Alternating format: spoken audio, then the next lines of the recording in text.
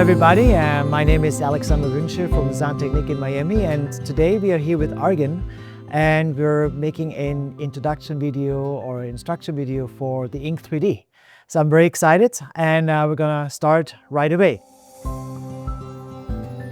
The gingiva is usually where a case is won or lost. The transition between the aesthetic or the white aesthetic, the tooth aesthetic, and the pink gingiva is where a kid really, or a case really will look naturally.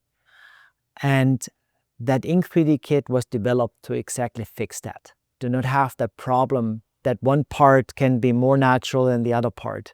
So both parts actually are in perfect harmony together. Just like the aesthetic kit, everything comes pre-mixed. Jar by jar, you're ready to work and ready to go without any change in consistency. Just looking here at one of the shades, is the raspberry color. It's pre-mixed, perfect consistency. Then I can just add it to my palette here to the other colors. The 12 stains and 6 structure pastes were curated to really deliver a broad range of different colors for a wide range of the population. All the different kind of characteristics of more reddish, more pinkish, more violet maybe even. Just for example, the raspberry is a very, very cool or very good base shade in the jar here. We have in compare a more mauve shade, which is more like a settled pink basically. And we have also really a true red, which is very rare actually, and I love that. It's a really, really strong reddish color. I have it on my jar here as well, on my palette actually here as well. I love that red just because it will support almost every gingiva what I'm usually doing at some sort in some area. So it's very rare that we have these very, very strong reds actually. So we see here all different kind of shades from red, pink to purplish to blue with everything what we need. Same thing with the structure pastes. We have all different kind of structure paste to support any kind of gingiva characteristics and gingiva color we would like to actually accomplish, from a sorbet color to orchid to mauve or a transpa pink. So we're pretty much settled for everything what we see. The gingival structures are curated to actually give that natural transition from that enamel, from that tooth to the pink gingiva without any unnatural look to that transition zone. Again, the transition zone between the tooth, the white aesthetics, and the pink aesthetics are basically making that case winning or losing, right? So here, for example, it's a beautiful, rich structure called guava. It's more like a darker pink. And again, there's no need to add any liquid to it. It comes out of the jar right, ready to use basically, ready to play with it and create that very natural look in the gingiva area. Same as the enamel, we can add it over a stain. We can even, after we firing the structure, we can even stain afterwards again. Stains and structures of this kit are designed together. So they work together to establish a very natural and lifeful look. So we want to create living tissue, not just adding color underneath some teeth.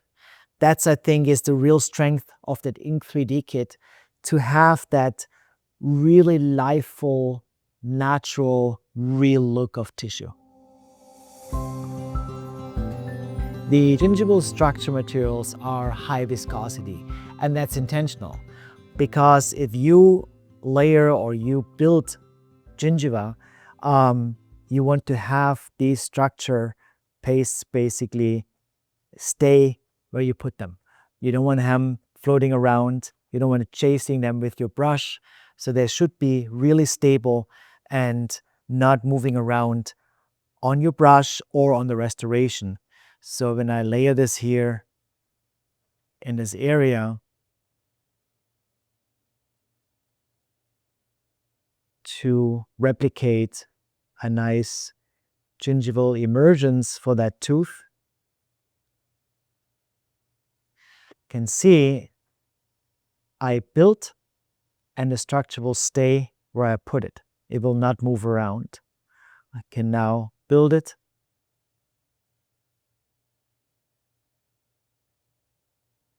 and move it wherever I want and leave it, and it will not move. It will just stay.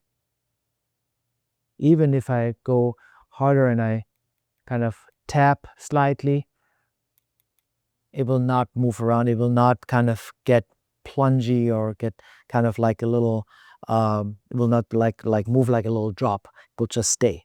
Even if I vibrate, you don't even see any moist coming up on the structure. That's very unique for this material, actually. The stain and structure in this kit are built for the same temperature. We can stain, bake in the oven, layer structure, bake in the oven, and stain again and bake in the oven without losing anatomy of the structure, what we built with a lot of time prior to that. The glaze in a Gingiva kit is non-fluorescence. Why? Because if it would be fluorescence, it would be very unnatural. Glaze, or let's say fluorescence on teeth, is working differently than on gingiva. Gingiva should not be fluorescence, otherwise we would have a very funny look on restorations in certain light sources. So that's very important that we utilize the glaze for the gingiva or the non-fluorescence glaze for our gingiva and the fluorescence glaze for our aesthetic kit. You also see when you open up the glaze jar in the Gingiva kit, it's just very plain white looking. It's clear basically. It's completely clear. There are no fluorescence particles like on the aesthetic kit, which has a light yellowish shine to it. But when it fires, it's clear again. The iNK 3D stain and structure materials have been designed to self-glaze right off the furnace. So theoretically, you don't need any glaze paste or polishing or whatsoever to have a nice glazed restoration. Like these hybrids or this crown here, for example, is already just basically stained and comes right out of the oven glazed. So that's also a great way to determine if your furnace is firing correctly.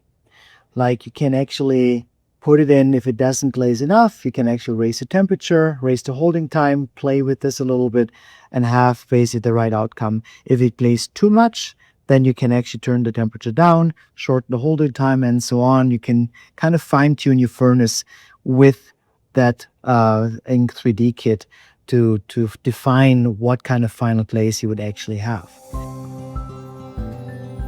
I am applying now the glaze paste, the non-fluorescence glaze paste, to my gingiva.